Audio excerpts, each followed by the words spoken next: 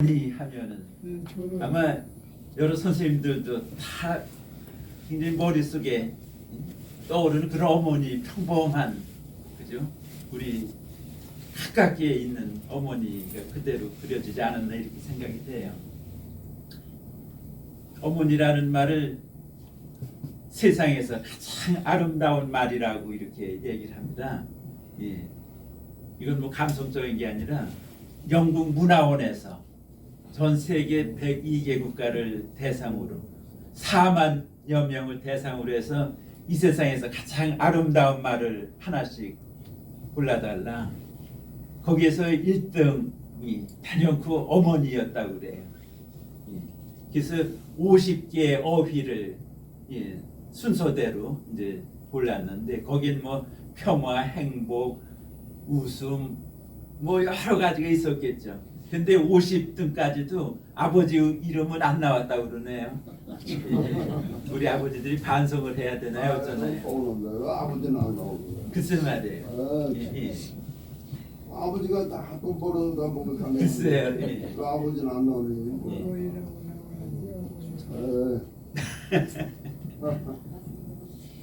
그래서 지들이 어머니 하면은 여기 뭐 어머니 모시고 계신 분은 아마 손가락으로 꼽을 정도일 것 같아요. 다들 마음속에 계신 어머니죠.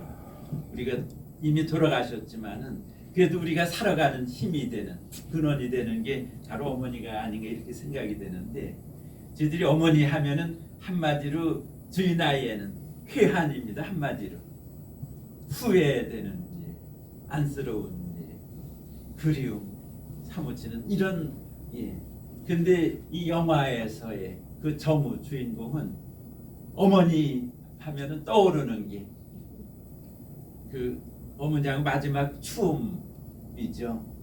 그래서 아주 행복한 기억으로, 행복한 추억으로 어머니를 기릴 수 있는 것 같아요. 지금 어머니의 춤, 이건 김근석 감독의 작품이라고 그러는데요. 이 영화 배경이 어딜 것 같아요? 정읍, 정읍으로. 마침 김근석 감독도 정읍 출신이더라고요. 그래서 저 나름대로 이 영화를 선택한 이유가 있어요. 지난 피카디리에서 국제 노인 영화제에 그 노인 감독 작품이 12편 이렇게 출품이 됐는데 그 12품 중에서 저 개인적으로 이게 두세 편 중에 제가 꼽았던 작품이에요. 제 개인적으로 1등으로 꼽았던 작품이죠. 근데 이번에 이 해설을 위해서 제가 인터넷 검색하고 공부를 하다 보니까는 이 작품이 정읍에서 실버 영화제를 벌써 오래전부터 개최를 하고 있더라고요. 전국 실버 영화제. 이 영화제에서 김근석 감독의 어머니의 춤이 최우수상을 받았어요. 그래서 한쪽으로는 이분이 정읍을 배경으로 했고 정읍 출신이라 아마 가산점이 있지 않았을까 그런 생각이 듭니다만은 굉장히 많은 공감을 살 수 있는 그런 영화이기 때문에 그런 상을 받은 게 아닌가. 그리고 노인국제영화제에서도 단연코 우승 후보였습니다만은 다른 영화제에서 수상을 한 거니까 뒤로 밀리지 않았나 이런 생각도 들었어요. 여기 뭐 시놉시스 줄거리는 따로 설명 안 드려도 되겠고요. 여기 보면은 이승영 제 이름입니다. 영화 시작하기 전에 제 앞에 앉았던 어르신께서 아니 앞에 해설한 사람은 이승철이고 뒤에는 이승영이고 우리 복지사를 불러가지고 둘이 형제야 하고 묻더라고요. 저희들이 어머니는 같지 않습니다만은 이 영화제를 통해서 도슨투로 형제같이 이렇게 지내고 있습니다. 우리 승철 형님, 저는 승영 아우입니다. 형만한 아우가 있을까요?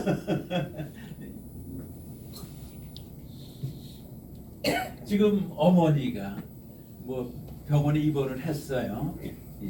갑자기 밭에서 일하다 쓰러지셔가지고 지금 어머니를 참 어떻게 모시려고 그래요? 내 마음 같아서는 참 직장이고 다 때려치우고 어머니를 모셨으면 좋겠죠. 그런데 현실은 그렇지가 않잖아요. 누가 도와줘야 되는 거 아니에요? 집사람이 도와줘야. 예. 도와줘. 양로 나라지. 사실 지들이 살아오면서 지들이 이보다 더 큰 어려움도 있었겠고 어머니를 택하느냐 가족을 택하느냐 예.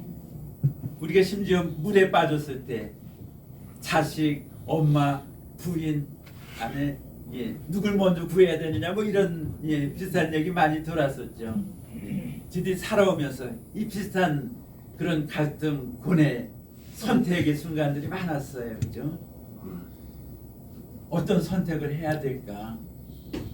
저는 이런 결단을 내리기는 저 입장에서는 못했을 것 같아요. 그래도 그 과정은 충분히 공감이 되는 그런 상황이죠. 지금 시골로 어머니 모시고 내려가겠다고 나섭니다. 부인이 말리고 아들까지 못 말리는 상황이에요. 어머니의 표정 보세요. 아들이 시골로 내려가자는데 얼마나 좋아하세요. 이미 병 난 것 같아, 그죠? 예. 근데 이렇게 좋아할 수만 있을까 하는 생각도 들어요. 예? 아무리 아들 바라기죠. 여기 사진에도 해바라기가 나왔었어요, 그죠? 예. 그 장면은 바로 이 어머니는 아들 바라기로 평생을 살아왔죠. 남편을 아들 2살 때 여의고 오로지 아들 하나 위해서 고생 해왔습니다. 그래도 자기보다는 가족 걱정이 앞서지 않았나 이런 정상인 사람이라면은 손주 또 가족 자식들이 행복하게 지내야 이게 우선이죠. 나보다는 부모 입장에서는. 근데도 역시 치매기가 있어서 인지도가 떨어져서 그런지 그냥 좋아하는 걸 볼 수 있었어요. 어쨌든 이 아들은 시골 생활 참 행복의 극치이죠. 이상 행복할 수가 없잖아요. 아들 바라기 엄마 입장에서는 이상 좋아할 수가 없어요. 여기 이제 춤 장면이 나오는데 이 이름이 황정혜죠. 영화 여배우 이름이. 그래서 이분은 신인이 아니라 그래도 경력이 있는 노역 배우예요. 지금 나이가 58살인데 교편을 잡았었어요. 교육대학을 나오고 학교 선생을 하고 그러니까 대학 시절에도 연극 동아리에서 활동을 했었고 또 그 이후에 연기를 위해서 춤, 무용, 판소리까지 공부를 했더라고요. 자기 장기 수영까지 써놓을 정도로. 그러니까 여기 우리 보여지는 춤이 그냥 보통 춤이 아니었어요. 나름대로 갈고 닦은 그런 춤이었었던 거죠. 여기 밤하늘에 별을 헤아리고 모닥불을 켜놓고 여기 마지막에 이제 치매기가 드러나죠. 설마 했는데 아들도 못 알아보고 엄마는 참 최근 거를 잊어버린다고 그러죠. 치매라는 게 옛 것은 생생하게 기억한다고 그러잖아요. 우리 정말 어릴 때에 남들이 이렇게 이뻐했던 이런 추억 속에서 아주 행복한 삶이라고 그럴까요? 근데 그 삶이 오래 가진 않았어요. 근데 제가 볼 때 생각보다 오래 간 것 같기도 해요. 결국 마지막 운명을 하게 됩니다. 아들 손을 잡고 이분이 어디에서 운명을 해요? 정우가 태어날 때 미역국을 먹었던 또 남편이 같은 자리에서 눈을 감고 이별했던 자리 평생 자기 몸을 눕혔던 그러니까 오늘날은 병원에서 뭐 99%가 집에서 돌아갈 때쯤 되면 병원으로 가는 거잖아요. 근데 병원에서 죽는다는 게 그걸로 끝나는 게 아니에요. 보면은 운명하고 나면 어디로 시체가 어디로 옮겨져요? 냉동실로 가요. 그죠? 한 번 또 얼어 죽어야 돼. 예. 그러면 그 다음에 묻히기 전에 어디로 가요? 화장터로 가요. 얼었던 몸을 또 예, 태워져서 그죠? 하늘로 이제 결국은 날아간다고 그럴까요? 어쨌든 엄마의 죽음 참 평온한 죽음이에요. 그죠? 아들 손잡고 병원 신세 안 지고 그죠? 예. 근데 그냥 행복한 죽음일까 하고 제 생각에는 좀 아쉬움이 있더라고요. 아들보다도 더 참 눈에 넣어도 안 아픈 게 손주더라잖아요. 그죠? 예. 여기서는 손주 이름이 창식이던데 5년 동안 손주 얼굴 한 번 못 보고 여기 영화에서 보면은 뭐 전화 한 통, 편지 한 통도 없어요. 그죠? 그 엄마도 뭐 교감 선생님까지 승진까지 했는데 제가 볼 땐 괘씸해. 이럴 수가 있나. 그죠? 예. 그래서 과연 행복하다고 할 수 있을까? 예. 어쨌든 저희 인간이 보면은 결국 외로운 존재, 고독한 존재가 아닌가 이런 생각도 해보게 됩니다. 결국 5년 만에 가족 상봉이에요. 예. 그러니까 처음에 가족이 한 자리에 같이 한 거는 바로 이 장면이에요. 정우 아들은 회사 근무 시간이니까는 바로 못 오고 가족이 우선 할머니 시어머니 뵈러 왔다가 거기서 이제 조우하는 장면이죠. 이것도 조금 아쉽더래. 정상적인 가정이라고 그러면은 예, 문병은 따로따로 왔지만 집에 갈 때는 같이 가야 이게 정상일 거잖아요. 그죠? 예, 그런 면에 보면은 가족 간의 대화라 이런 거는 좀 부족했던 가족이 아니에요. 그러다 보니까 이런 사단까지 온 게 아닌가. 어쨌든 5년 만에 가족이 재회를 하죠. 그래서 그동안에 정우가 집을 떠날 때도 아내에게 편지를 썼었죠. 예. 못난 남편 용서해라. 예. 용서를 빈다. 예. 어머니 그런 양해 어쨌든 구하고 떠났습니다만 어머니 여의고 남은 새 출발을 하게 되는데 그래도 지금부터라도 한 가족이 참 평화롭게 행복하게 예. 삶을 영위해서 그런 바람도 가져집니다.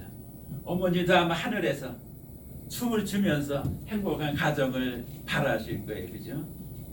그래서 여기 보면은 정우가 참 바람직한 이 시대의 양심 정의를 부르짖는 그죠?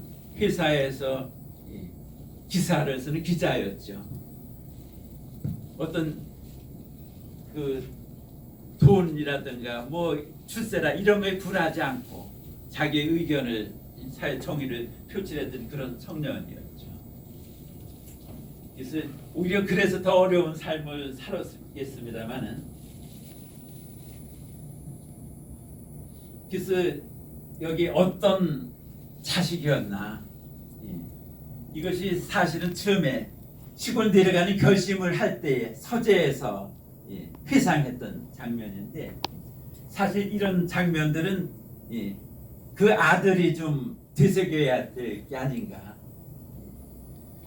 아버지가 어머니한테 그토록 했었던 게 다 이유가 있었구나. 결국 이 정우는 심유살이를 했어요. 그죠? 요즘 뭐 쉽게 요양병원에 보낼 수도 있는 거고 여러 가지 다른 방법도 있습니다만은 심유살이를 했죠. 구례장에 보내시는 대신에 아들이 심유살이를 택한 거예요. 지들이 뭐 조선시대 심유살이라고 그러면 부모님 묘에 옆에다가 음막을 짓고 3년을 그죠? 근데 실은 3년은 아니라고 그래. 25개월 정도라고 그러네요. 그 개월수로 제사 뭐 이런 거 따지면은 그동안에 참 고기도 안 먹고 채식을 해가며 참 부모에 대한 불효를 뉘우치는 그런 자세로 심효살이를 했었죠. 그래서 이 심효살이를 공자는 어떻게 생각했느냐? 사실 심효살이는 공자 이전부터 있었다고 그래요. 그러니까 지들이 3년 동안 부모님을 위해 돌아가신 이후에 그거는 사람이 태어나가지고 동물들은 뭐 그 자리에서 hor을 날고 뭐 기고 그렇잖아요. 강아지고 소고. 하지만은 3년은 어때요? 사람은 그래도 3년이 지나야 재구실 하잖아요. 구실까지 아니래도 똥 오줌은 가리는 거예요. 3년이 지나야. 그러니까 어머니가 3년 동안 그거를 갚는 거죠. 기브앤테이크. 세상 어머니가 날 사람 만들기 위해서 얼마나 고생을 했느냐. 제 아무리 어떤 효자가 부모의 어머니의 효도 한다고 그러더라도 어머니의 젖값 하나도 못 갚는다. 젖값은커녕 젖 한 모금 값도 갚을 수 없다는 얘기들을 하죠. 그래서 저희 노년 세대에서는 굉장히 뭐 공감이 되는 얘기예요. 그러니까 이 김근석 감독도 이런 시나리오를 쓰고 영상을 만들었을 때 이거는 자기의 회한을 갖다 영화로다가 냈는 거죠. 이 양반도 부모에 대한 불효, 이게 뉘우침이라 그럴까? 이거는 이 영화를 통해서 어머니에게 헌사하는 그죠? 그런 마음이 아니었을까 이렇게 생각이 들어요. 그래서 우리 자식들이 이 영화를 같이 보면은 몇 배 이 영화의 가치가 있지 않을까 이런 생각을 하면서요. 왜 이게 안 들어가나?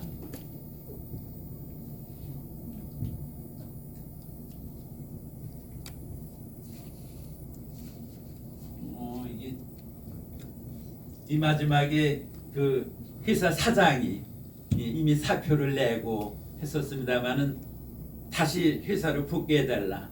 당신 같은 사람이 필요하다. 네, 이 사회에 꼭 필요한 당신이다. 해피엔딩으로 끝나줘요. 그죠?